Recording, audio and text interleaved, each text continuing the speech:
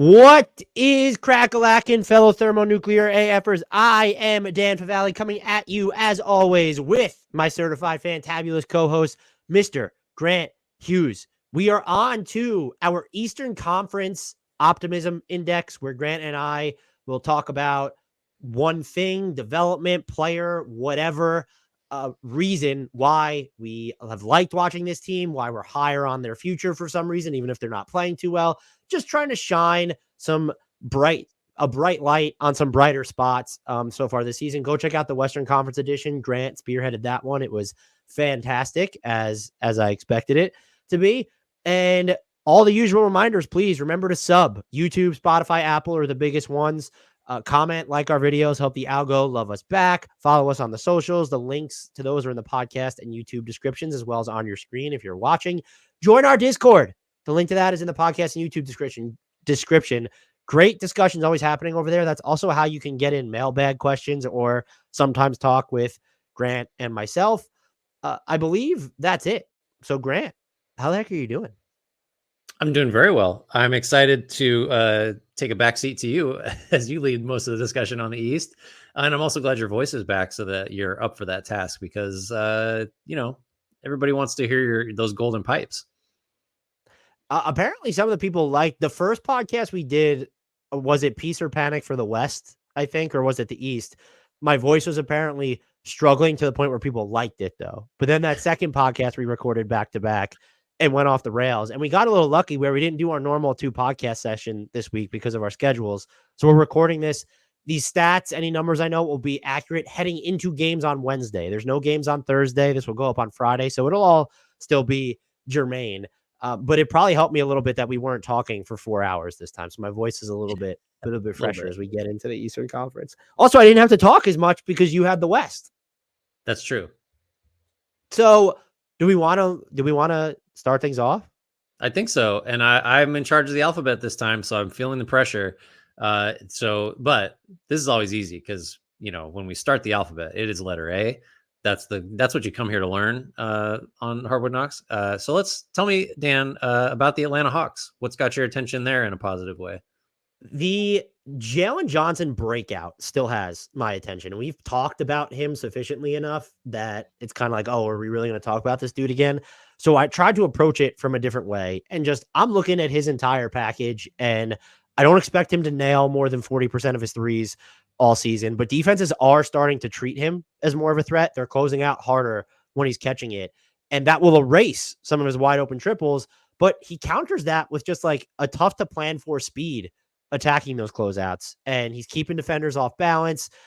He has some real on-ball acceleration. He's busted out a nifty mix of floaters and fades, and he's a pretty reliable finisher around the hoop when he gets all the way to the basket. And I think a big element of why the Hawks offense is, they were efficient last year. They're fast as hell this year. They're second in average possession time right now, and they're first off opponent missed shots. And that's in part because you have so many different guys aside from a Trae Young or DeJounte Murray who can just push off a rebound. And Jalen Johnson has been one of them. I've really also enjoyed his defense. He makes mistakes, but like Atlanta can tether him to a bigger forward and say, just stay on him. And they're asking him to fight through these screens, but he also just has the chops to hang in space. He had some really good moments against Shai Gilgeous-Alexander, against Tyrese Maxey. I think he's been a really good help side rim protector this year.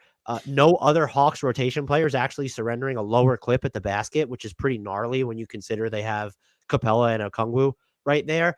And the big one, I don't know if I expect this to sustain, but the Hawks' half-court defense improves by 20 points per 100 plays with him on the court. That's the best mark among anyone who has logged at least 225 minutes.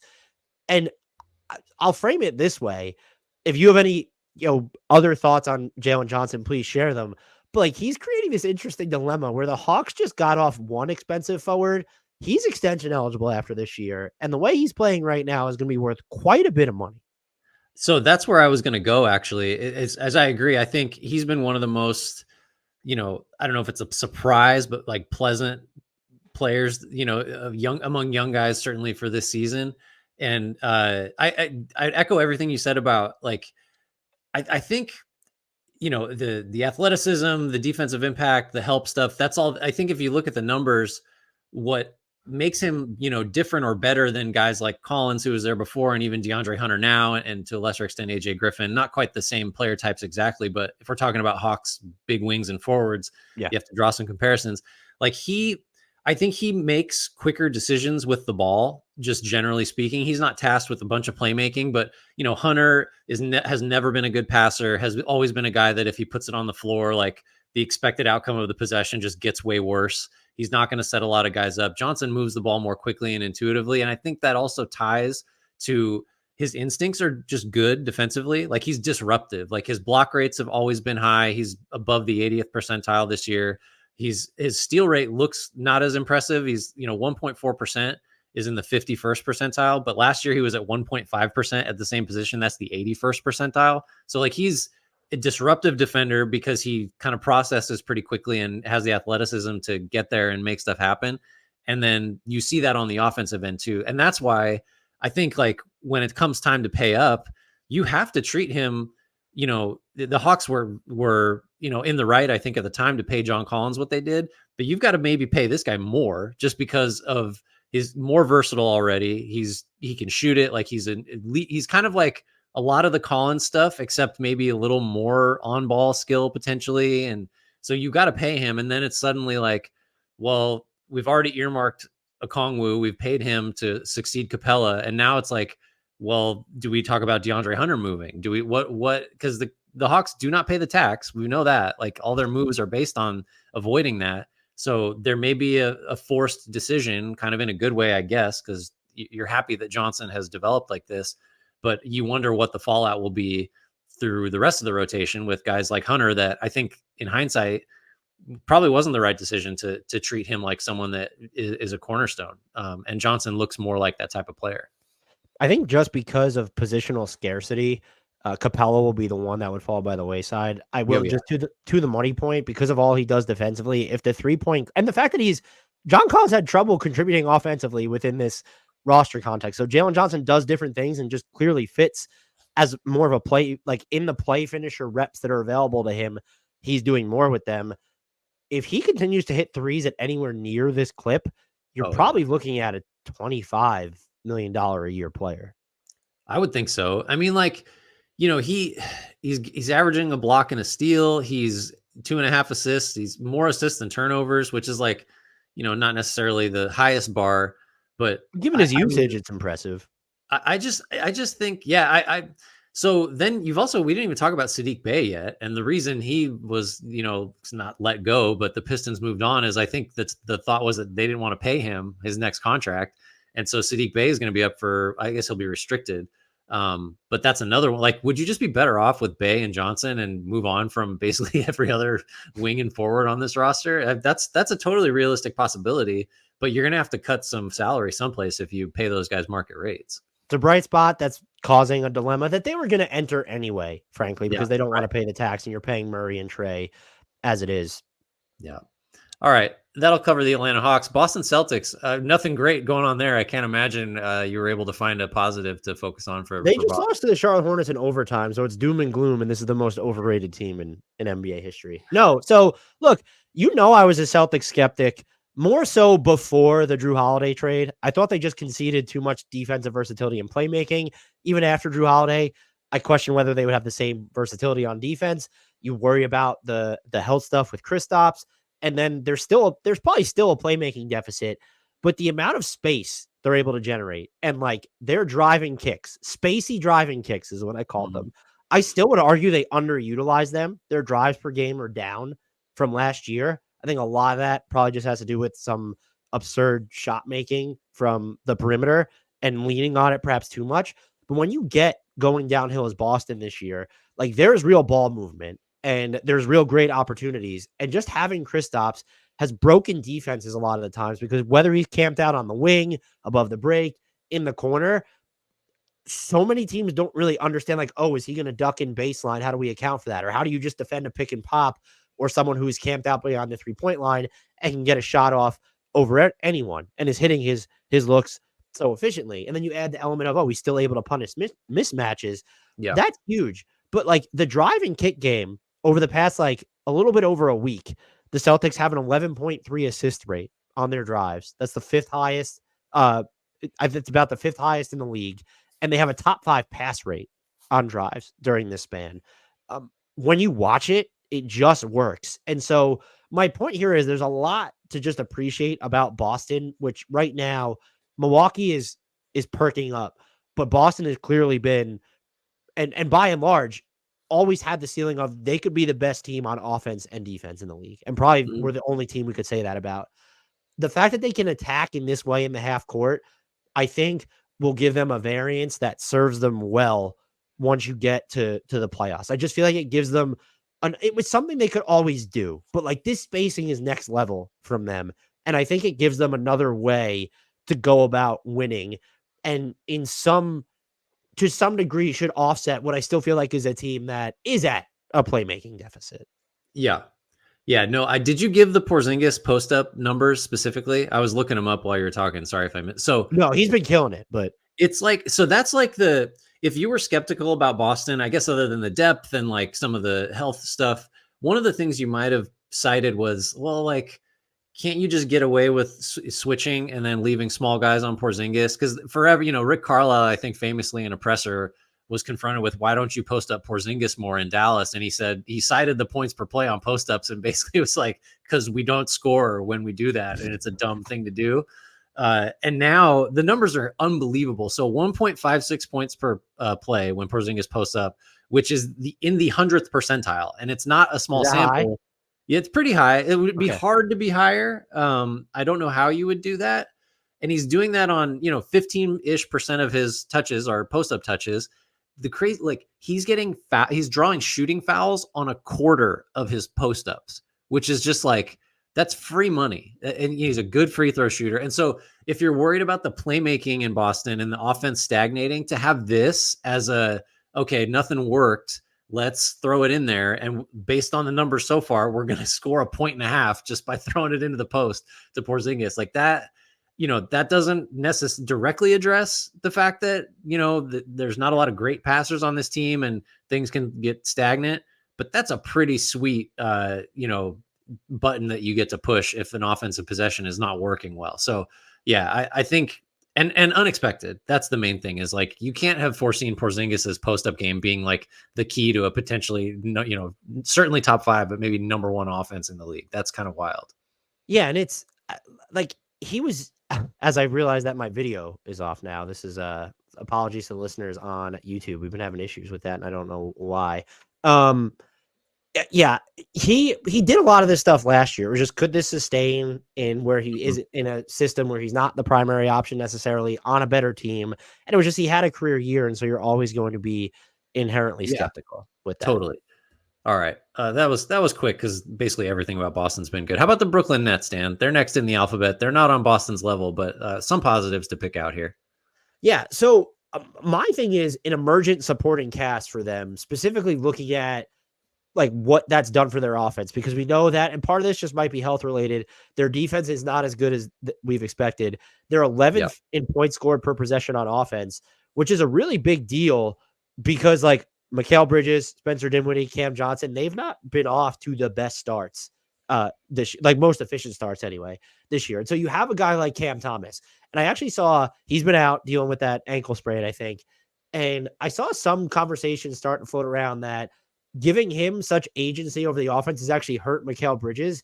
I could see that a little bit, but like Mikal Bridges' shooting percentages are eons worse with Cam Thomas off the floor. And so when you have Cam Thomas, yes, he's still a little too mid-range dependent, but like among the 65 players who have finished at least 100 drives this year, only Joel Embiid is scoring more, is yielding more points per drive. Like that's a big deal. He's exploring different levels of the middle is how I would phrase it. Then Lonnie Walker IV might have been the best minimum signing of the summer. He's a 6th man of the year candidate. He's hitting his shots, specifically his 54.7 effective field goal percentage on pull-up jumpers ranks 8th among anyone who has attempted as many of those attempts. And so the only players in front of him are De'Aaron Fox, Luka, Tim Hardaway Jr., Tyrese Haliburton, Shai Gilgeous-Alexander, now Chris Middleton, shout out to him, and DeJounte Murray. And then look, Dorian Finney-Smith, 45+% from 3 is big. after shooting sub 30% on drives last year, he's up to over 50% now. It's not a huge part of his game, but the fact that he can now do that, and a lot of it has to do, there is open space in Brooklyn when they have either none of Simmons or Claxton on the floor or just one of them, and Simmons has been out and Claxton's back. So stuff's been pretty open for him. Those guys are not the driving force necessarily behind what Brooklyn is doing on offense, though I think you could argue Cam Thomas and Lonnie Walker might be.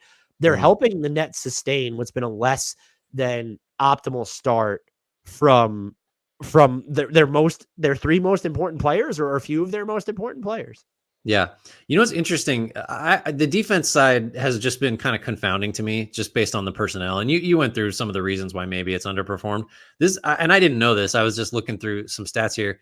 So last year, granted, like the Nets were kind of two different teams last season, but they were number 2 in terms of suppressing opponent 3-point attempt frequency, which we care more about than accuracy, obviously, because phantom defense can make the accuracy numbers go one way or the other. So opponents took 33% of their shots from deep last year. They're up to 40% of those shots now, and that ranks 27th. And basically what looks like has happened is the Nets have kind of flipped in terms of they don't allow a lot of attempts at the rim. They're top 10 there, and last year they were 25th. So they've basically exchanged a bunch, walling off the rim for giving up a lot of threes. And I think maybe that just means you're going to have more variance, generally speaking. So I still think the defense can get better. And I think, offensively, I'm not sure how great it is to have Cam Thomas matter this much, because he feels to me like, don't do it. Don't say it. 6-man. You don't want me to say 6-man? I know. I thought you were going to say microwave scorer, which I feel like is an insult to how deep his armory is. I think he might be like one of the most talented scorers in the NBA, full stop. I just don't know if he's going to do enough else to justify. Like, I don't think the Bridges, like detracting from Bridges, is a real issue. And you gave a stat that, kind of corroborates that. But I just wonder how great it is if Thomas is in your starting unit and is doing, if he matters that much. I'm not sure if there's a precedent for that being optimal, but certainly a positive so far, because he's been before he got hurt, he was one of the most fun players to watch in the league, and will be again once he's back. Thank you to everyone who bore with us through, I guess, was it part of the Celtics? I was off screen and most of the Nets. I'm back on screen using my FaceTime camera because my 4K webcam apparently just is not working. Don't you just love it? So thanks to everyone who bore with us through my blank screen. It's all right. I just ignored it because I believe. Did it throw you off a little bit, or are you not looking at the screen enough? Because sometimes when people disappear on me, it throws me off while I'm trying to talk. It is weird. I was concerned if I was going to pick up on when you were ready to stop talking about the Nets, but powering through. The Charlotte Hornets are next. They're 4-9, and they are a minus 8.1 net rating. Dan, tell me what's good about the Charlotte Hornets. We could just move on. I feel like no. There's actually I think we could frame it this way. People were too quick to judge the Brandon Miller pick as a basketball value proposition. And I did that. Yeah, we both did it. But people, the HardwoodKnocks jackasses. Scoot and him are going to be tied together maybe for the rest of their career. We're going to debate who's better, who's more valuable, who should have been drafted by the Hornets specifically. I think Miller right now is proving why we play the games. And part of that is Scoot Henderson is not playing the games at the moment. But even when you look at Brandon Miller, the counting stats, you don't fall in love with them. The shooting splits aren't great, but I appreciate the process, and he looks very plug and play off the ball. He's already cutting. He will run the floor in transition, which makes sense because LaMelo Ball exists. He's hitting 48+% of his pull-up twos right now. And so the jumper looks good. I would expect that to come around. Can he ever create consistent separation and get to the basket in these from scratch situations? I do not know, but he also doesn't need to do that to be an all-star level player, if not better than that. I think I've been most impressed though with his defense. They are putting him on a bunch of tough assignments, and the results aren't always good because Charlotte's defense is really bad this year. But the fact that you could put him on point of attack guards with his size, it has worked. John Hollinger wrote about this at The Athletic. It has forced the ball out of their hands, unless you're named Jordan Poole, who just took shots anyway against him. And he's also just as a helper, just as someone who's sticking with bodies, he's contested about as many looks at the rim as PJ Washington. Like, that's a big deal. And I know the Hornets are leaning a lot on Mark Williams right now, who doesn't look as good in year 2, I think in part because of how much responsibility he's bearing on the defensive end. It feels like it's really impacted his offense. To have a prospect like this in Miller, to where it's 3 and elite D and more, and his 3 hasn't even come along yet, is a big friggin' deal. That's the thing. Like, I think he's a little, I mean, maybe a lot too mid-range heavy still, but he's an accurate mid-range shooter. So the damage there is kind of mitigated. I wish he'd shoot more threes, but the defense is legit. And especially on a team where maybe you don't want LaMelo Ball having to handle, much, since his offensive playmaking load's so big, a guy like Miller really matters. I kind of think, it is going to be hard to avoid the Scoot Miller comparison basically forever. I think people that believed in Miller are kind of looking, right to some extent now, but also people that were skeptical of him can point to a lot of stuff, which is just to say, don't you feel like the rap on him was he's going to be a good NBA player and like probably a good starter, but nobody was seeing, true superstar upside, which is kind of the problem if you're picking a guy second.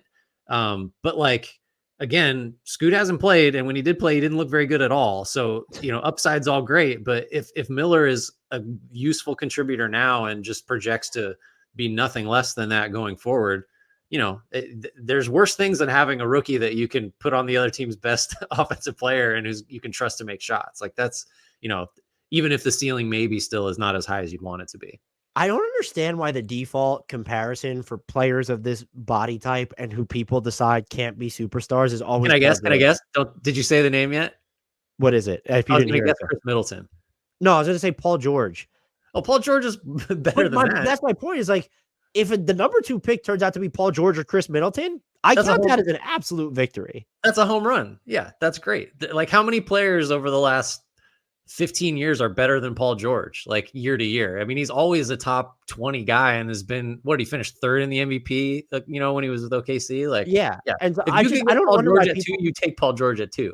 Right. I just don't understand why. I feels just like it's not everybody, but when the comp is, it's this kind of elite wing who's not actually elite. And we're just going to say they can't be a superstar. His best case scenario is Paul George.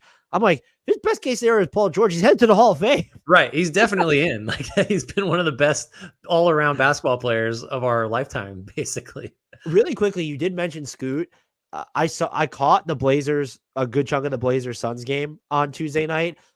Having Malcolm Brogdon back, because we dumped all over the Blazers offense during the optimistic portion of their podcast, just not having an organizer, it looked so much better. Oh, yeah. Just having him there.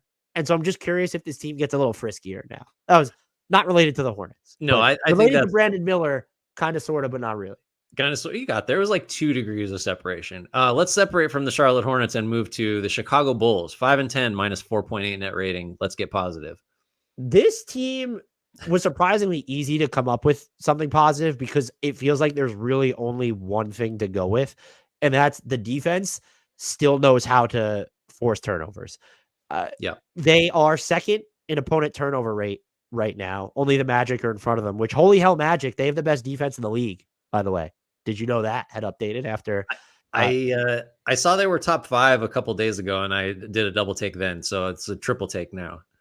The Bulls lead the league in turnovers forced when defending in transition, and they are second behind only the Oklahoma City Thunder, which just makes so much sense when you read who the team is, enforcing turnovers on pick and rolls. It starts on the perimeter. It ends on the perimeter for them. They get incredible ball and passing lane pressure from both Javon Carter and Alex Caruso, and they just have a smattering of peskiness, I called it, with Torrey Craig, Ayo Dosunmu, and even down year Patrick Williams has had his defensive highs. I do get a little annoyed that they don't parlay these turnovers into transition opportunities. They're just so, I know they don't necessarily have the personnel when it's Vooch and DeRozan, but you're forcing turnovers. Be better than 25th in pace. However, they're still playing faster, a lot faster in those situations than their overall offense, and they are 8th in offensive efficiency after forcing a turnover. And so this is why forcing the turnovers is important from a defensive perspective. It's driving what is a very weak offense overall for the 3rd year running with Zach LaVine, DeMar DeRozan, and Nikola Vucevic as your headliners there. I don't think we can overstate how important this is.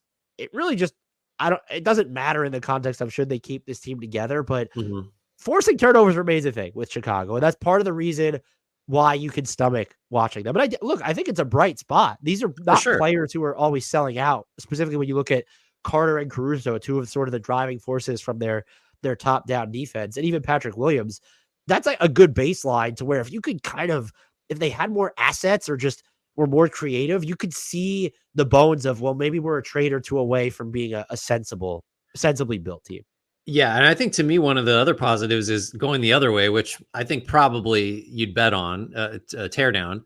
Obviously, with the Levine stuff kind of boiling right now, someone like Caruso, I think they're going to get a pretty good return for up to 4 guys that they might think about trading. Like Levine will bring back plenty. Caruso is playing some of the best basketball of his career. He's making half of his threes. I think I saw a stat he's on the longest streak of double-digit scoring nights of his career, which isn't long, but if you're getting any offense from him, is it 2 games? I think it was 8 or something. Ridiculous. But you'll get something for him. I think you should get a first for Alex Caruso, like a decent one.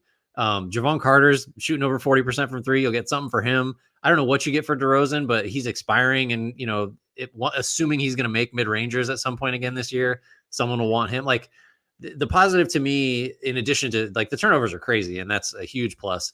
But when you trade a couple of the guys that are causing those turnovers, you're still going to get a good return, and this rebuild can kind of, we're not that far away from talking about how the Bulls have a pretty sweet collection of assets to start over with, I think. That's pretty flattering. Yeah, right. Yeah. You should get a couple. I think they should net 4 or 5 firsts pretty easily if they trade. The Zach LaVine stuff. I feel like this happens a lot where what's being reported and the speculation never matches up with what they actually get. Yeah. But if you had to take the over under on 2.5 first round picks or prospect equivalents on a Zach LaVine trade right now, would you bet the over or the under on that? I think it'd probably go over. If you're letting me use a rookie scale contract prospect type guy as one of those, because I could see it being 2 firsts, decent ones, and then a young player plus the salary match, or you could even get 3 if one of those is have some decent protections on it or might not convey or whatever. And then whatever you get for Carter, Caruso, DeRozan. I don't know what you get for Vucevic. He may just not be someone that it makes sense. DeRozan and Caruso between them is at least 2 first round picks. I think. I think so. Yeah. Even though one's a rental and the other's not going to play more than 25 minutes for you. It's just what they both bring is valuable. Cleveland Cavaliers are next up. We've moved on from the sub 500 East teams for a little bit. 8-6 plus 0.9 net rating. Kind of rounding into form after a rough start. And still not fully healthy. Donovan Mitchell's been missing time, and they were able to hold off the Sixers on Tuesday night. I bet you thought I was going to focus on Evan Mobley's offensive growth, which I think is way more pronounced than people are giving credit for. I decided to focus on the entire team, though. They are playing faster, and it's important. Slower, methodical, over-dribbly stuff kind of punctuated what they did last year. They were 29th in average possession time. They're all the way up to 21st right now, which, again, is not lightning speed, but it's faster. And the bigger thing is they're getting out in transition more, especially after snaring live rebounds. They're getting out in transition on those plays 31.2% of the time. That's a top 9 rate compared to they ranked 17th in that same category last year. And I think the bigger thing is, so when you're playing with some of your bench guys, there is that inherent inclination to play fast. They also rolled out, I haven't seen a lot of, even when Jared Allen was out with George Niang and Dean Wade as your front court, they rolled that out against the Sixers. I didn't look at the data on it, but that lineup is just built to play fast. That can happen, or not built to play fast, but George Niang's not particularly fast, but he will push the ball or he'll get rebounds and get the quick outlet so that the guards can start running things. Also, by the way, maybe one thing, I should have focused on this more, but I started prepping before he was really going off. The Craig Porter Jr. minutes have been an absolute delight for What's Cleveland. going on? He's had 2 unbelievable games in a row, and just talk about found money. How in the world has he been so impactful out of nowhere? And just really helping them navigate absences from both Garland and Mitchell, who, speaking of Mitchell, he's looking to push more. Evan Mobley is just making quicker decisions. And there is when you're looking not even just at the transition, but the half court stuff running faster, Max Strus just provides, it's not just he fires up so quickly. He's moving quickly. He'll pass quickly. He'll decide to dribble and then pass quickly. He'll get off his twos quickly. the fact that he is such a quick decision maker has really benefited their base offense. That, I think, combined with Donovan Mitchell looking to push, even if he can hold the ball still a lot when you get to the half court. And then just Evan Mobley. I know there's been moments where it feels like there's a stall or it's buffering internet as he's trying to figure things out. The decisions he can make from the center of the floor with his live dribble, like, they're just faster. And I think you could argue, is Cleveland fast enough? But like, this is just another, as you're sort of dealing with some of the spacing concerns that you still have when you're playing dual bigs, dealing with some of the defensive concerns that have returned when you're playing both those bigs, just being able to play faster, not just in transition, but in your half court base. I do think it makes them more viable in the playoffs. And that's not something I think a lot of people would say about the Cavaliers in the macro because of how topsy-turvy their start has been. I'm just a full-on believer that it's owed to injuries, literally, more than anything else. Yeah, and they've been a little unlucky in terms of opponent three-point accuracy. I just like, what are they ranked right now on defense? They were number 1 last year, and they're 12th right now. Like, they're going to be a top 5 defense. Like, there's just no, I don't care if it's 2 small guards. We've seen proof that doesn't matter when you've got the bigs behind them. So yeah, to say that, I think they were 4-6 at one point, and they were just such an easy pick for teams that you just could sell their slow start because of the injuries and because of all, like, just the proof of concept from last year. So yeah, of the teams that are, I don't know, whose record still isn't what you maybe thought it was, Cleveland's just like, there's no doubt that there's going to be, takes improvement even from here when they played well lately.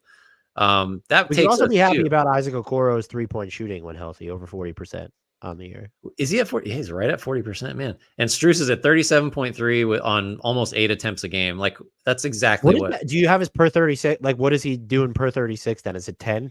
Well, he's averaging 35.8 minutes. So it's all right. So it's about, I would actually like that number to be high. That's lower than what he was averaging last year. He's doing more stuff inside the arc, though, for them, which is important. Yeah, he's averaging just under 4 assists. I don't know what he averaged last year. His ball movement has been just great for them. They look really good. All right, that takes us to the Detroit Pistons. Oh man, we are pivoting hard here.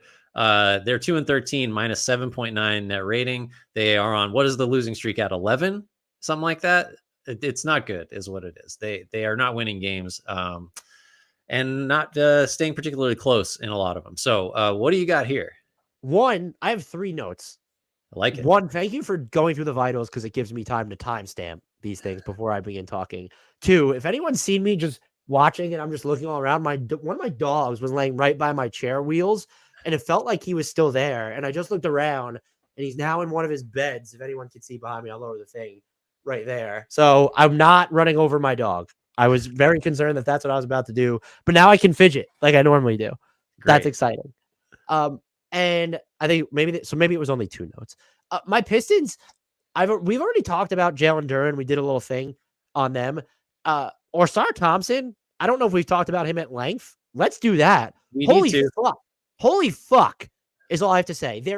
Let's get the cliche out of the way, which is a very real thing. The jumper is an issue, but like, he can still do stuff on offense. If he doesn't have a jumper, you do need to plan your roster and lineups to where if you want him to cut more, you want him to run off screens more downhill. You need to either have a floor spacing big or just better floor spacing in general, which the Pistons don't have right now. Still, you can see the outlines of what he can do away from the ball. And the fact that he's just already a good passer without running the offense, he has a top 8 assist rate among everyone who has finished as many drives as him. And that number is like over 60 players, I believe. And then we just get to the defense. Like, okay, look, the counting stats are sexy. He's grabbing over 10 boards a game, a lot of those coming on the defensive end. He's in the top 5 of stocks, steals, and blocks right now. Super cool. Love it. Opponents are shooting 46.4% against him at the rim. That's a top 3 mark among 80 players who have contested at least 40 looks near the basket. And Ausar Thompson has, by the way, I brought the number down as low as possible because Ausar Thompson has contested like 60 looks at the basket. So only Walker Kessler is in front of him, and you're not going to guess the other name. It's Christian Wood. Wow. Those are the only 2 players in front of him. Yeah. Wow. So playing with Anthony Davis looks pretty good on him at point. I mean, he's actually looked really good with the Lakers in basically all his minutes. The other thing is just the assignments. So I dug into the data and I pulled his top 7 defensive assignments. These stats aren't perfect, but I'm not going to cite what opponents shot against him. Instead, I'm going to tell you what the teams have averaged per possession when he's guarding these players. Chicago is averaging 0.98 points per possession when Ausar Thompson guards DeMar DeRozan. Milwaukee has scored 1.04 points per possession when he guards Damian Lillard. Portland has scored 1.02 points per possession when he guards Shaedon Sharpe. Again, just because you're wondering why Shaedon Sharpe's there, I'm just looking at the top 7 assignments from him so far. Atlanta has scored 0.8 points per possession when he guards DeJounte Murray. OKC has scored 0.97 points per possession when he guards Shai Gilgeous-Alexander. Golden State has scored 0.98 points per possession when he guards Klay Thompson. And the Sixers have scored 0.79 points per possession when he guards Tyrese Maxey. The breadth of these assignments and the results are just both absurd. And even if his jumper never comes along, this is going to be a really useful NBA player, not in Detroit's current environment, but if he can even become, I don't know what would be the comp where it's, if he can become this player, if he could become RJ Barrett off the catch right now, and even a lesser version of what RJ Barrett's done off the catch this season, this might be an all NBA player. He's almost certainly going to make an all defense team. I mean, he's like, the Barrett comparison is interesting. He kind of is a tricky guy to figure out. Like, if you ask the question, well, if he could do X, like catch and drive like Barrett, or hit open, like when he's left wide open in the corners or whatever, be Gary Payton II and just, shoot 36% or whatever it is. He's been higher, he's been lower. He's tricky to imagine if you add a skill or two. I think he's ahead of where Barrett was in terms of like, if he has the ball with a live dribble, can he get to where he wants to go? Like, first of all, he's ahead of RJ Barrett there now, probably, even with RJ Barrett's progress. I was more so citing like, what's an iffy shooter that can be bankable in certain, like if he gets RJ Barrett's catch and shoot stroke right now or something simple, like who is the player where they're kind of fringe, even if he's Marcus Smart off the catch from 3 in most seasons. And there's no reason. So I don't know where to go with like what he could be. What's fascinating to me, and the stats are amazing, but just watching him play, and he's one of the most fun, like non-shooters to watch play that has been in the league for a really long time.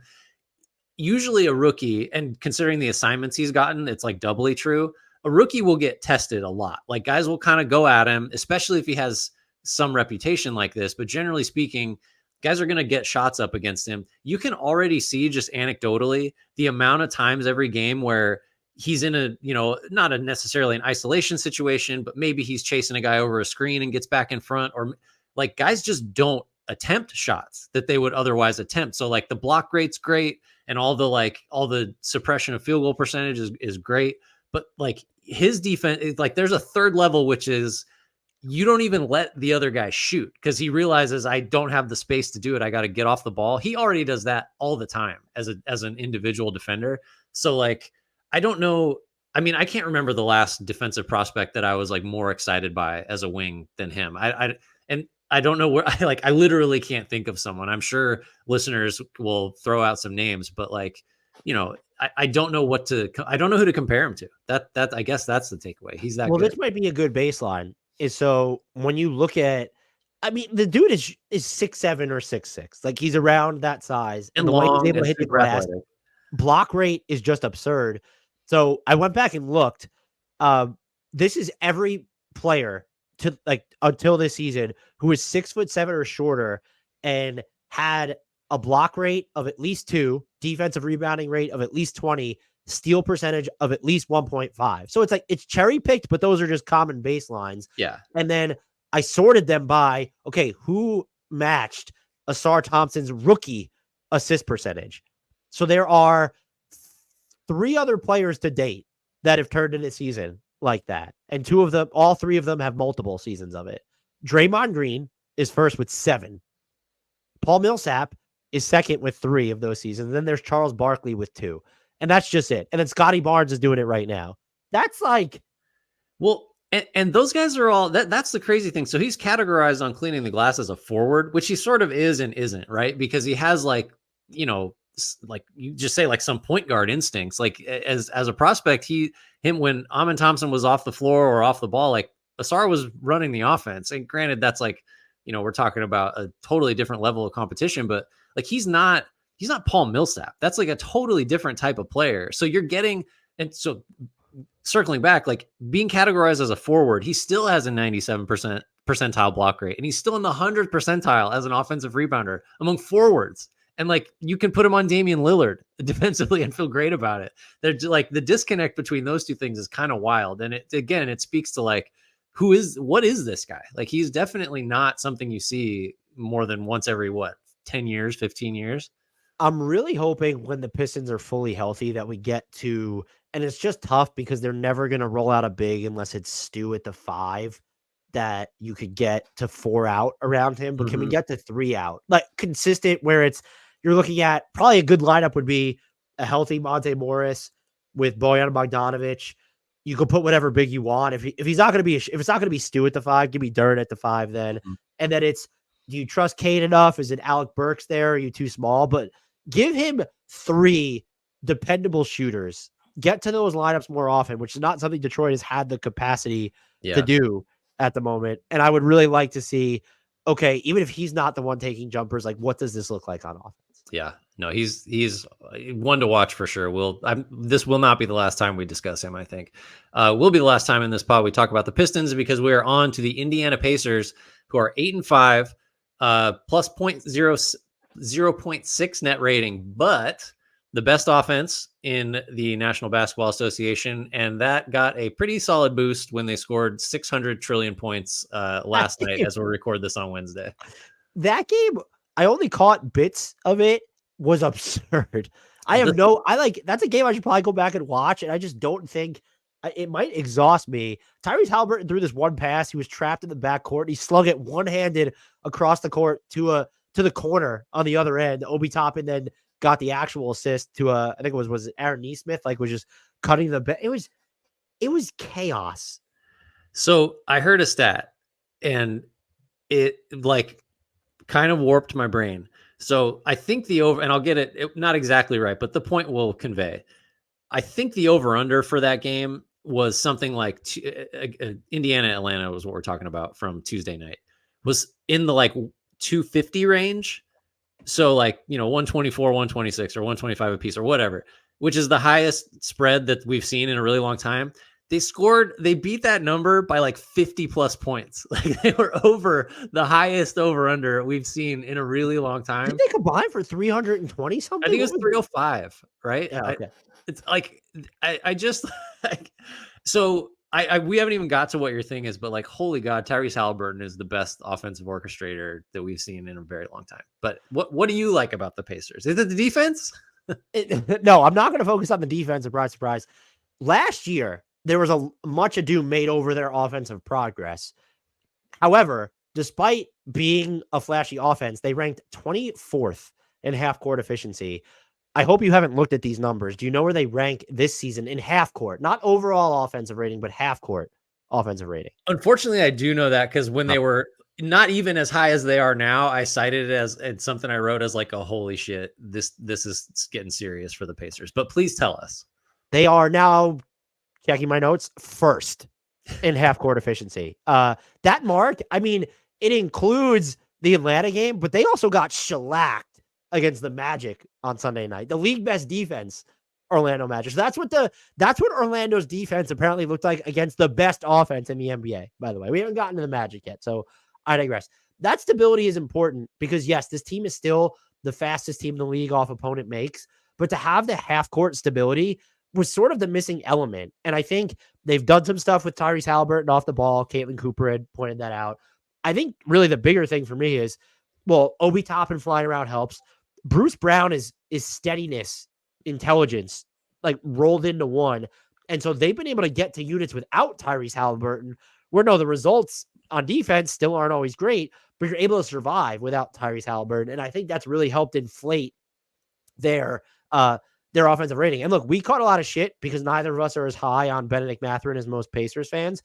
I do wonder if bringing Buddy Hield off the bench has also kind of helped stabilize that, because now you just have this lights out shooter playing around. Yeah, he spend some time with like the main guys, but when you're getting to these units that have 2-3 reserves and Buddy Hield and Jalen Smith are on the court at the same time, doesn't matter how slow things are operating, how much you don't trust your creation. Defenses are just being bent to the point of breaking. And this offense is for real. The show is for real. And if they can get any sort of just stops, or at least, I know you're playing small, but could we grab a defensive rebound? Could we stop fouling at such an excessive clip? This team could, or even if they make a trade, like, who is the worst player they could acquire? And you're just ready to say, oh, this is a top 4 team in the East. I don't think it needs to be OG Anunoby. No, I think you wouldn't quite need that. But that is where the help would, like, can we just somehow get them Ausar Thompson and just enjoy the pure Could chaos? you imagine what he would look like on offense on this team? He would just be dunking nonstop, just over and over and over again. A couple things. Guess who started for the first time last night? Buddy Hield. And guess who was a plus 20? Buddy Hield. So I think maybe that's changing, and I'm not going to back off. My Benedict Mathurin does not make as much sense as a starter as Buddy Hield does, and so I think we're going to be vindicated on that. I want to talk about Haliburton real quick, because I know time and time again when trying to convey just like how little attention he was getting last year relative to how historic he was as an offensive like initiator, because he averaged 20 and 10 and he shot 40% from 3. That had never happened before. He's at 24 and 12 and he's shooting 45% from 3 this year. And I just like don't see, other than like suddenly he's a really improved in terms of volume, especially like off the dribble 3-point shooter. Like nothing feels unsustainable. I think we've been a little hyperbolic these last couple teams talking about Thompson as, defies comparison and Haliburton is this great, but like the list of guys I think that you can rely on to have such total control over an offense and believe and know that they are going to generate awesome looks for themselves and everybody else.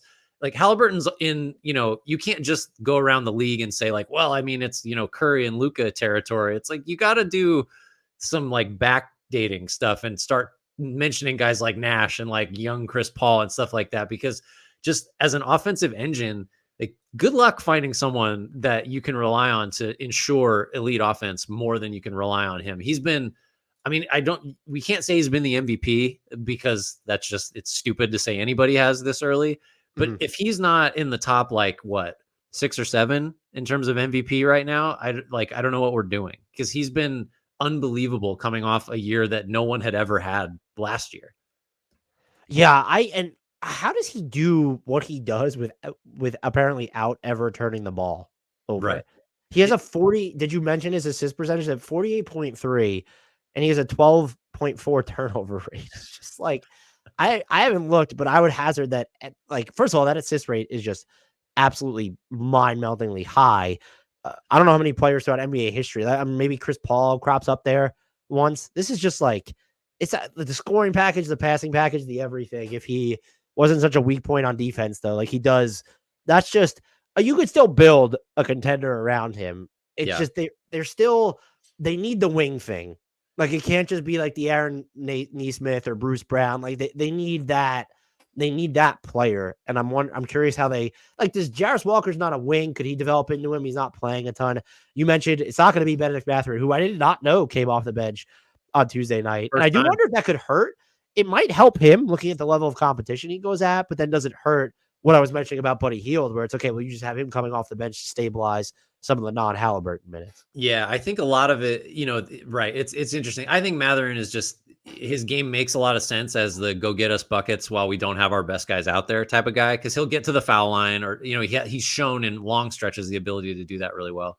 I mean, it's a good problem because both those guys can really score it, and Haliburton's just going to make it easier for whoever he's out there with. So that's it for the Pacers. We're on to the Miami Heat, who sit at 9-5, which is a pretty darn good record considering they're just barely over break even in net rating, plus 0.3.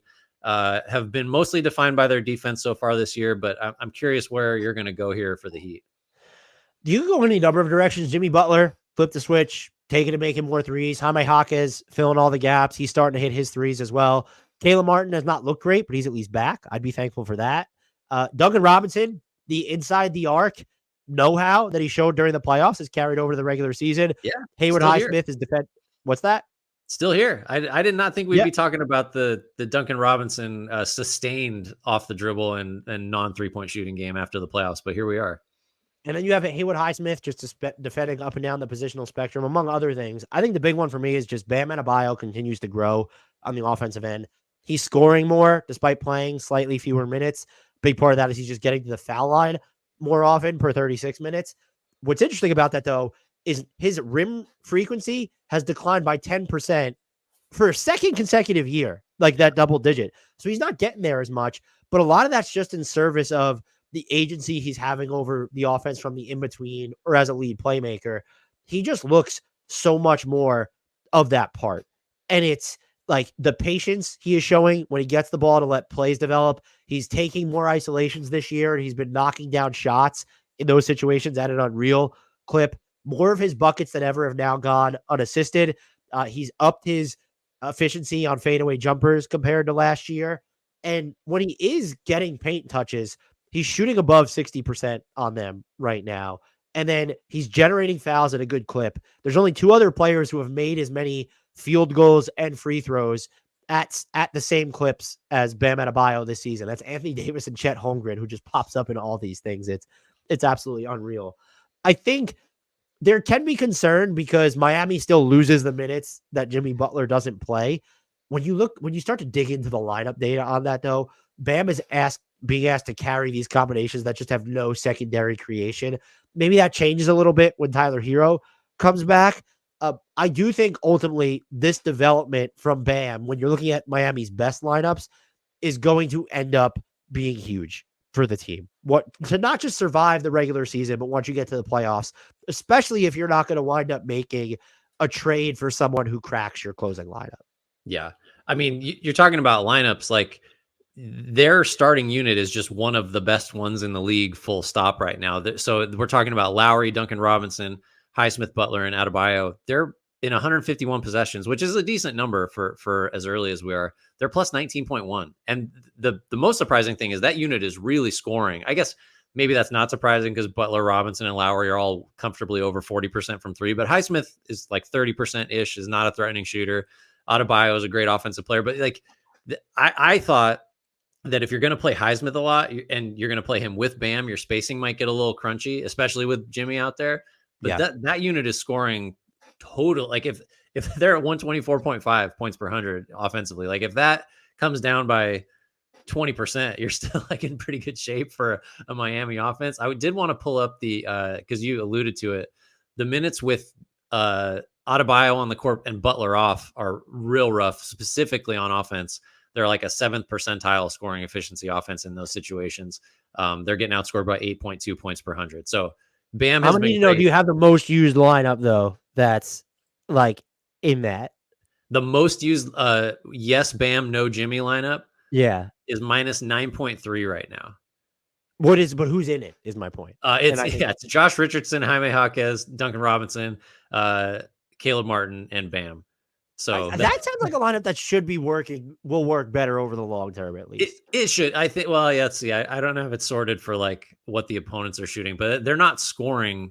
Actually, they're scoring fine. They're giving up 125.3 on defense. So maybe that's the issue. Maybe I don't have it sorted to tell me how opponents are shooting from three. That could just be kind of noisy.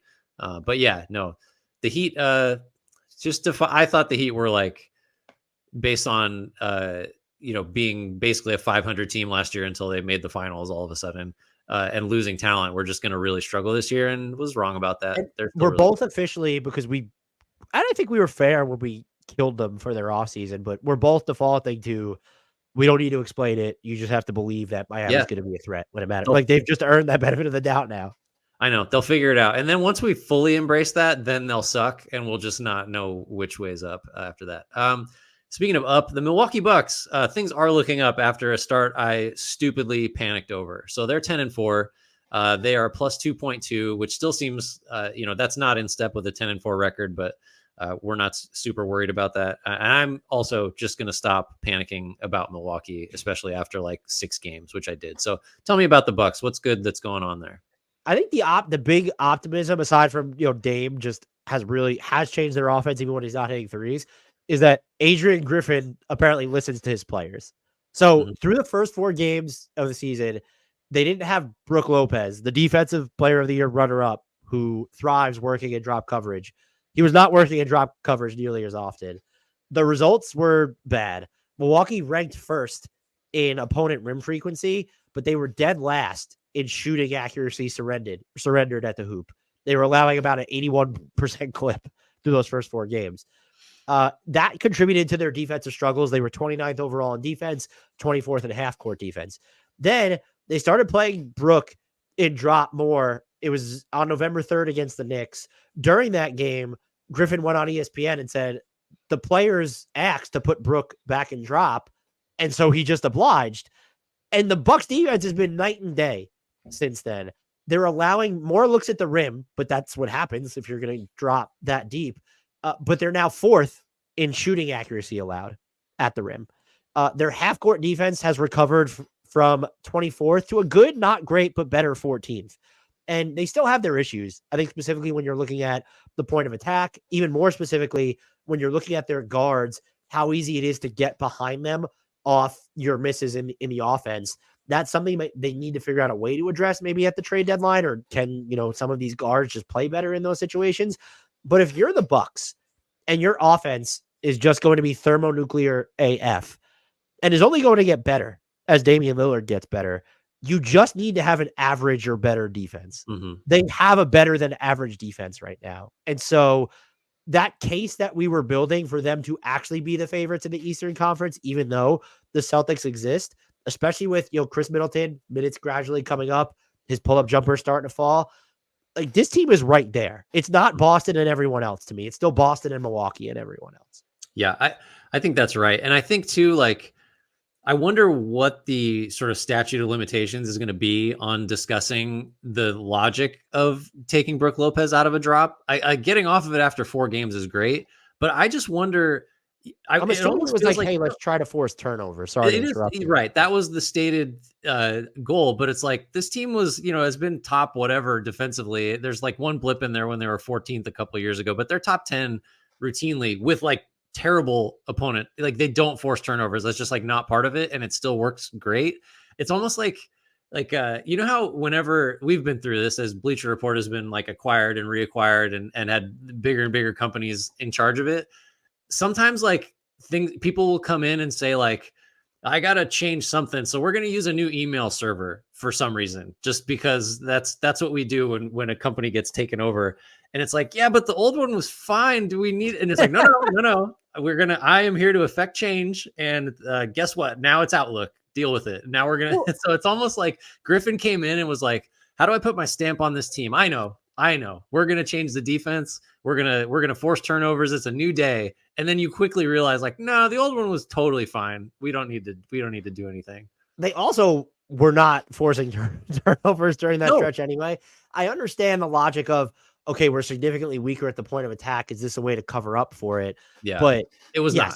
I wouldn't have tried it either, but you're right about the leaving their mark, because we talk about this when there's a front office change or an ownership change of NBA teams.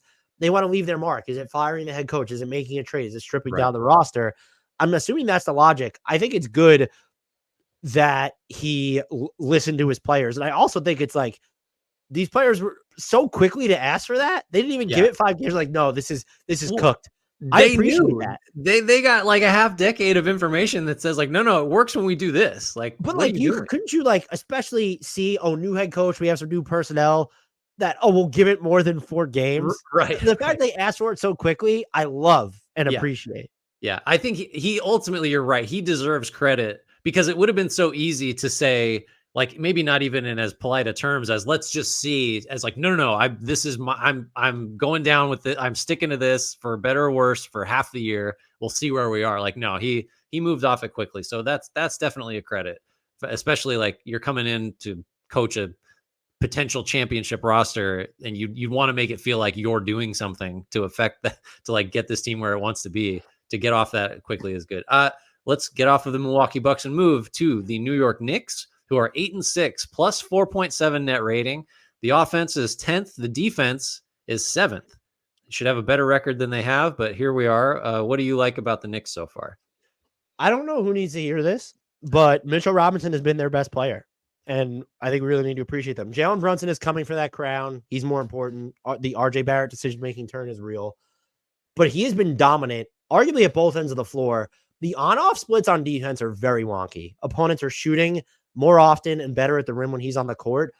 But those offenses are really planning around Mitchell Robinson this season, where they're trying to have bigs where they can stretch him out. They're going to put them in the corner, or they're going to go out of their way, which it makes sense to put Julius Randle and Jalen Brunson in pick and roll together. And they either know that the Knicks aren't going to switch, or they know that the Knicks aren't going to change up their coverage.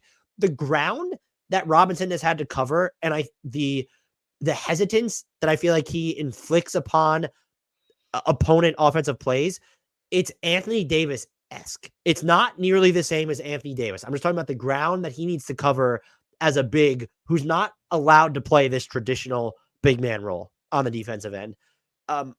But he's arguably been even more valuable on offense because the Knicks still desperately need his offensive rebounding. He currently has the highest offensive rebounding rate on record. And so that's just massive unto itself, because you look at a Knicks team, their first chance offense in the half court is bad. They're 23rd right now. Mitchell Robinson, this is according to PBP stats, and it's entering Wednesday's games. Mitchell Robinson is grabbing about 25% of New York's missed twos, including 29% of their missed attempts at the rim and 25% exactly of their missed twos between 4 and 14 feet. This matters because the Knicks are dead last in efficiency at the rim and 25th in efficiency from that 4 and 14 foot range. So him generating those second chance opportunities is just critical to their offensive livelihood. For anyone who cares, he's also grabbing about 11% of New York's missed threes. Now, Robinson is woefully inefficient when it comes to trying to go back up with the ball and score when he does this, but he knows how to get the ball out to someone who's on the three-point line or just around the basket. And the numbers actually bear that out, that his offensive rebounds are more valuable than other people's offensive rebounds, because the Knicks' second chance offensive rating with Mitchell Robinson on the floor, they're averaging 1.12 points per possession versus 0.89 without him. And a big part of that is, yes, Mitchell Robinson kind of knows where to look, but when you have so many bodies trying to prevent Mitchell Robinson from getting said offensive rebound, someone's going to be open, going to be able to duck in, going to hit an open three.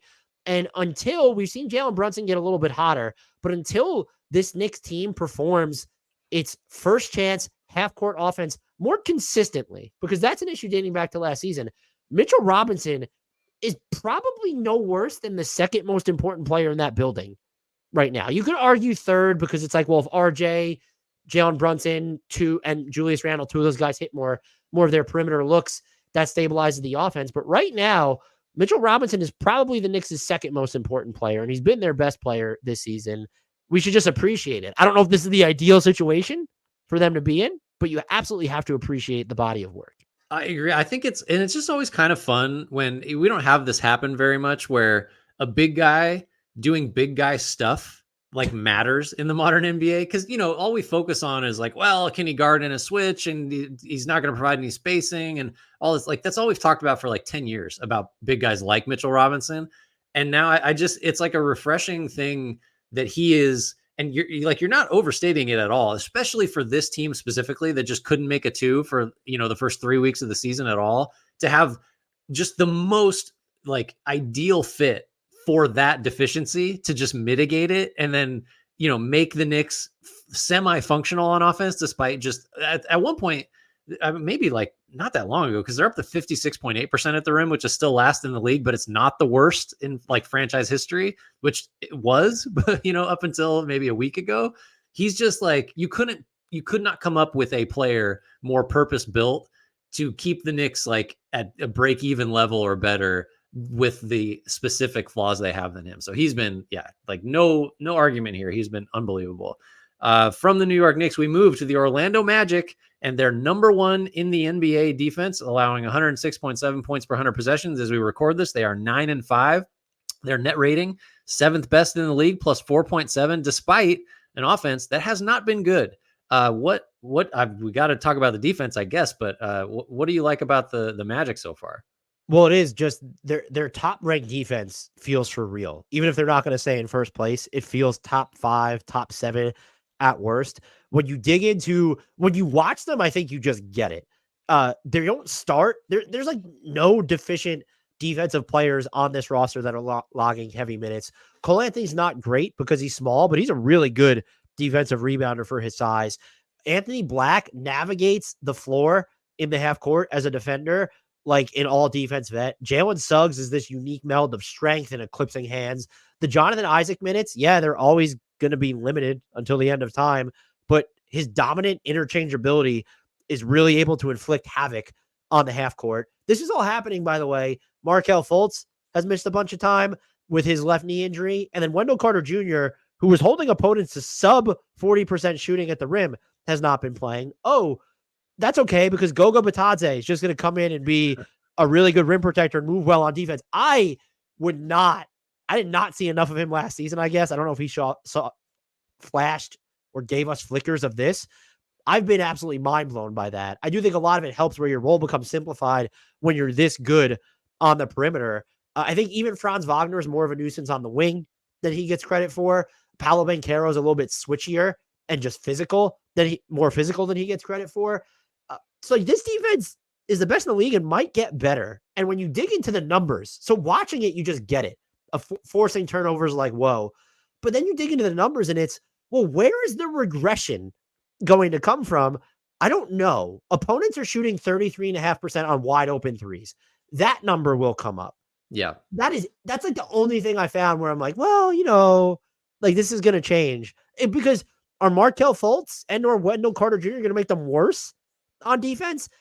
They've catered to defense in a way to where it has impacted their offense. When you start to get into the half court stuff, how it looks. But by building this defense, it has also given them we're one off the dribble shot maker away feel from being this materializing giant in the Eastern Conference. Yeah. And it's kind of a bit at this point where I dump on Jalen Suggs because he's such a good defensive player and he can't pass and can't make threes. 35.1% from deep this year.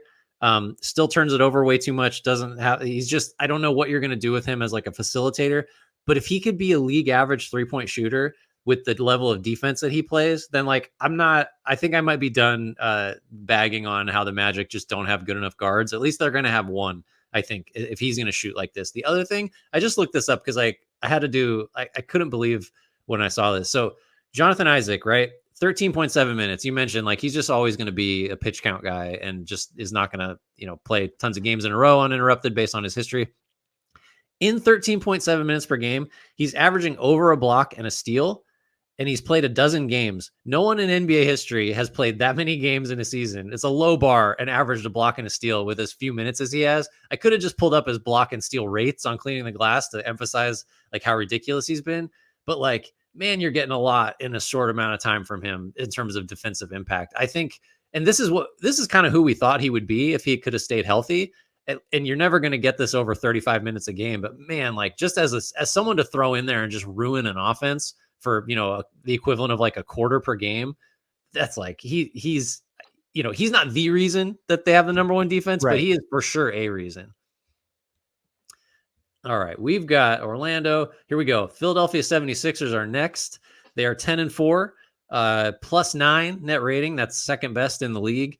Number 3 offense, number 10 defense, a whole bunch to like, and maybe some nits to pick, but not that we're going to do that here because this is a positive edition of the podcast. What's going on with the Sixers that has your attention?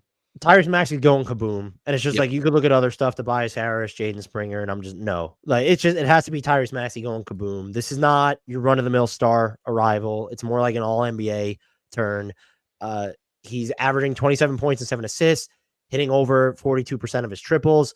Luka, Steph, Hallie, and Tatum are the only players who have made more pull-up triples, and Maxey so far is shooting 15 of 27 on step-back threes, and that includes the weirdo airball step-back three he took against the loss to the Cavs on Tuesday night. Mid-range efficiency, not there yet. Tough to kind of harp on it, though, when he's polished his change of pace when he goes downhill. He's shooting 50% on floaters, which is lower than last year, but it's just coming amid more attention and like more traffic and tighter spaces. So his growing unpredictability is huge for the Sixers offense. And it's also, it's translated to his playmaking. You don't know what type of passes he's going to make now. He's nearly doubled his assists per 36 minutes. He was averaging 6.9 potential assists last year. That's up to 10.8 now. Defenses are harder pressed to get him to pick up his dribble, which I think has helped him a bunch. And yeah, there's a chemistry with Joel Embiid that is telepathic, but he doesn't need Joel Embiid. Like, this rise is independent of Joel Embiid. And to that end, the Sixers are winning the minutes without Embiid when Maxey plays by 10 points per 100 possessions, with an offensive rating that rates not only the 85th percentile, but a half-court offensive rating that rates in the 70th percentile. This is like what we're witnessing now is huge. It changes the entire calculus of not just the Sixers' future, but what they need to do with the trade assets they got from the James Harden deal, where we weren't the first ones to introduce this. We have talked about it. You don't necessarily need a caps lock star. You're not desperate to get involved on the Zach LaVine discussions or if Pascal Siakam becomes available. You might be able to just kind of futz and fiddle, not on the margins, but on like the top middle top of your rotation, rather than looking, oh, we need a second best player or a third best player. So the fact that Maxey has one of the most dangerous step back threes, like just if he were just a good off the dribble, like pull up 3-point shooter, which he's been even last year, he's in the 38% range last year on those shots. But the fact that like maybe the fastest guy downhill has a step back and you have to guard him like on your heels anyway is just cruel. Like there's no like easy solve for a guy that you have to give a cushion to, or he's going to go right by you, but who also can go back, like go away from you the opposite direction and get a shot off. And you're getting yelled at by your coach either way. Like you can't let him get to that. It's like, well, if I don't let him get to that, he's going to be 3 steps by me and, be touching the paint with no one's even had a chance to blink yet.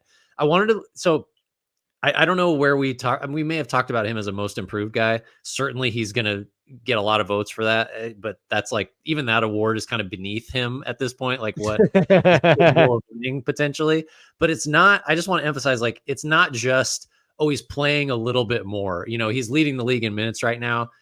He's up to 38.7 from just 33.5 last year. So like, yeah, he's playing more, but all his per 100 possession stats are up. All his per 36 stats are up like substantially.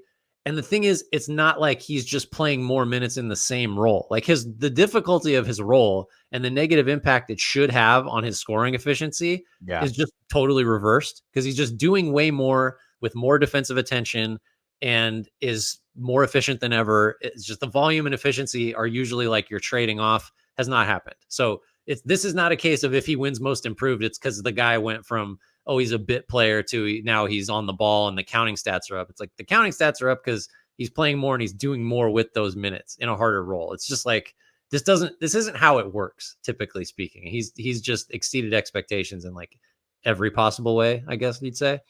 Really quickly, our BR colleague and friend Brian Toporek pointed this out to me. Maxey may have actually benefited from the Sixers not extending him, because he would not probably have had the leverage to include the All NBA language in his contract, or maybe even get a player option, because like we're seeing all these higher end guys not get player option, and now it's just like, well, he might make an All NBA team this year, or now we know that he can get the 5-year player option special.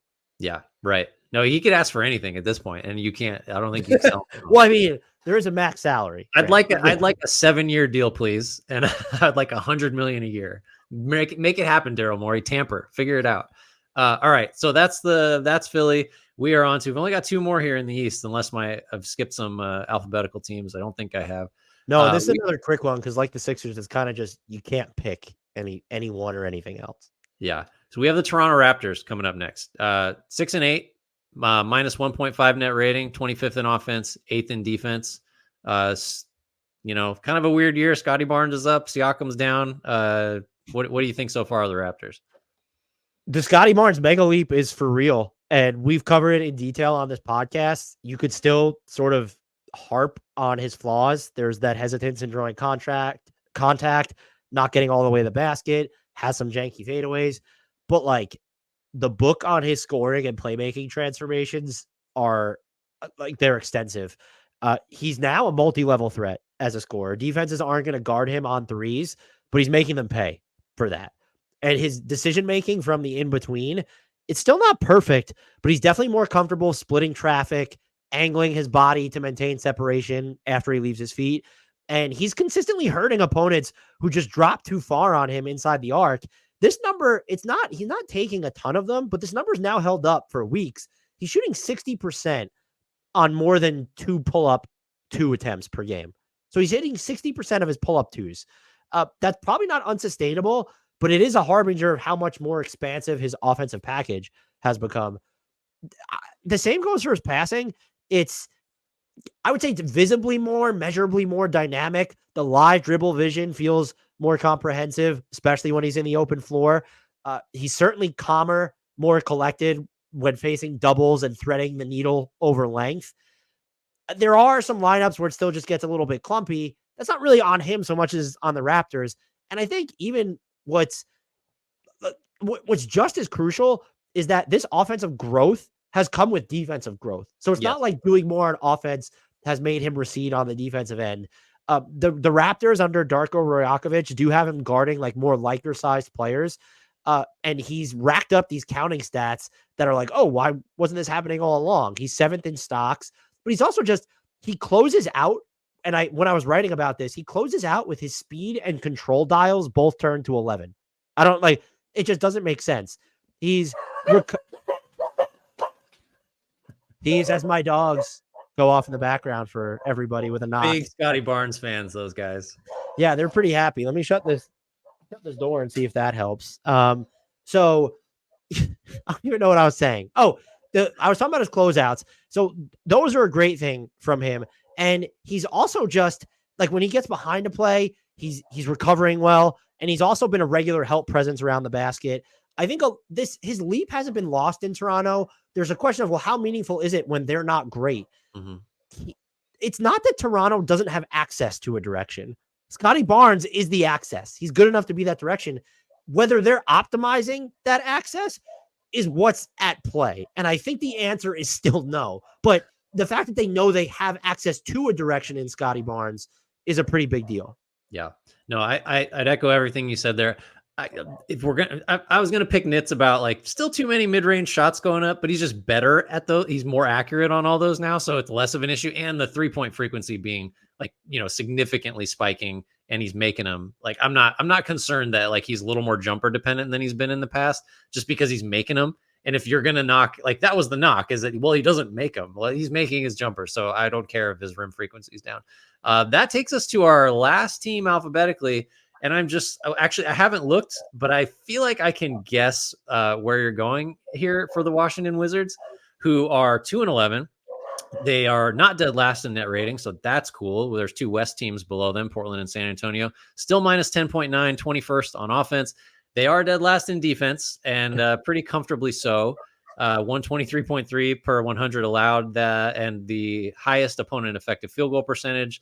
They are also allowing the most opponent offensive rebounds. So if you don't get them the first time, you're getting them the second time. This is the Washington Wizards. What's the best thing about the Washington Wizards so far? Jordan Poole sound bites.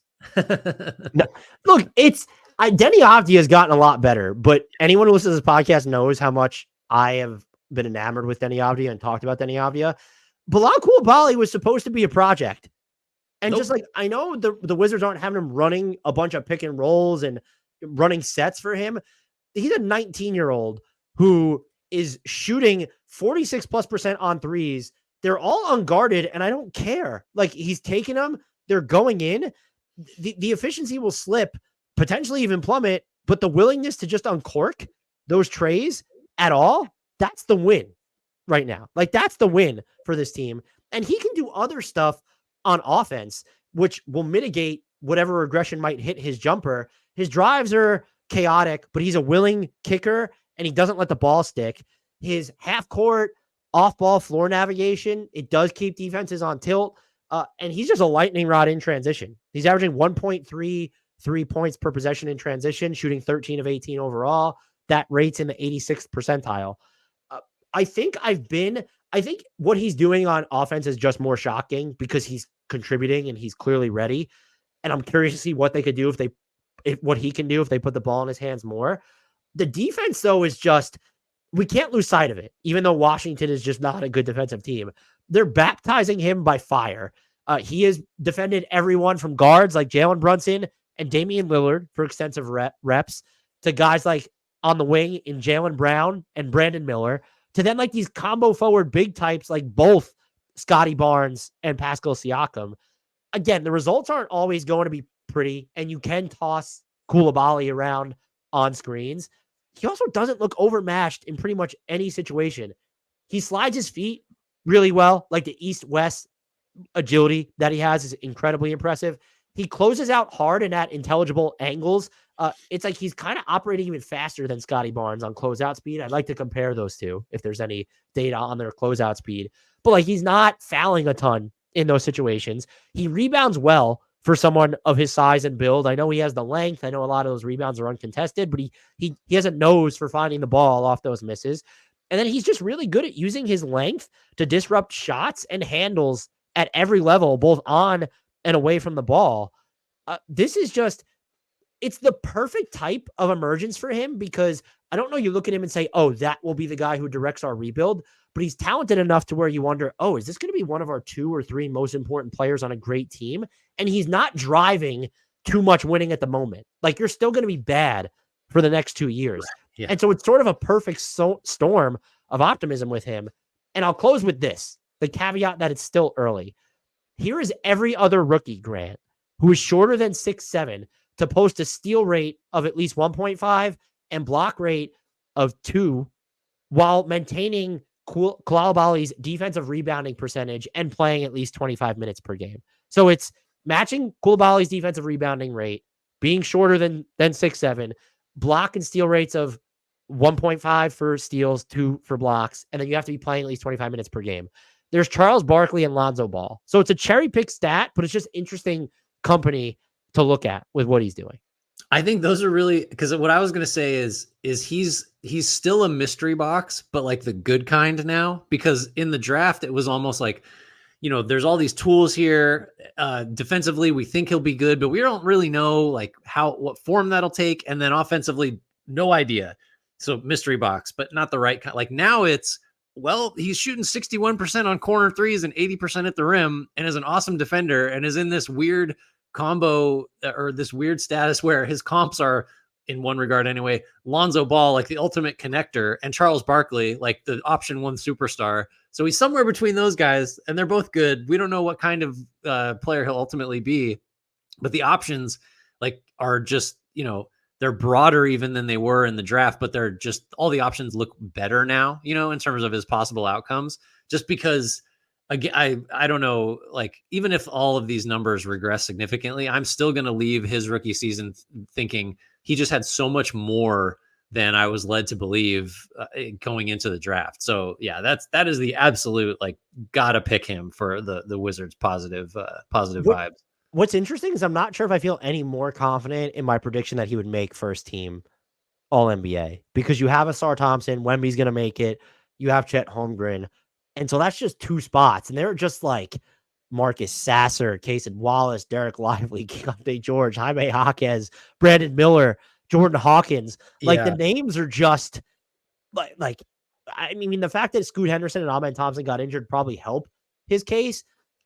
So I don't know if I feel better. I don't feel worse, but like it doesn't, even if he doesn't make it, that prediction, I think some people thought was ridiculous when I made it. It definitely does not at least look ridiculous now. No, I think it wasn't because, you're banking on the Wizards are going to be so bad that, like, why wouldn't you play him, 30 plus minutes every night? And then that wasn't happening early in the year, but he's played over 30 in 3 of his last 5 games. So like as the volume ticks up, maybe those counting stats, get to where, I don't know what you'd call a casual all rookie team voter would say like, well, I mean, he's got this many 20-point games now, and in addition to all the stuff you see on film. Which was a big part of my basis, and he's driving his case by, I just thought they were going to give him absurd volume on offense to explore what he is. That's not really what they're doing, and yet he's driving his case anyway, which is a big deal. Yeah, and that could change, and then maybe then the numbers really spike. I think your your bet on that front is only going to look better as time goes on, unless he just like, shoots 20% from three for the rest of the year. But I don't think that's going to happen. Are you ready to take us out? No stat padding today. I am fading. You have a schedule crunch. Yes. You want to take us out of here? All that means is there'll be more. I have some stat padding I'm excited about that I will keep in my back pocket for next time. But I have the most random stat padding question for you yet. Oh, that's saying something. Yeah. I don't know what I'm going to lose sleep over that one. I don't know what to think about that. Everybody, thank you for listening. Thank you for watching. Thank you for contributing. Even though we didn't use any of your stat padding stuff this time, we probably will in the future. You know the drill. If you want to support us, you can do that by following us on our socials. You can join our Discord. You can buy our merch. Figure out how to do that through the links in the YouTube and podcast description. Again, continue, rate, review, subscribe, write good things about us where you can do that. Say good things to your friends and enemies. We close, as always, with an apology. Ooh, I almost got the closing wrong. Jeez, I'm rushing too much. With a shout out to the one and only Frank Ntilikina and an apology to Jared Allen.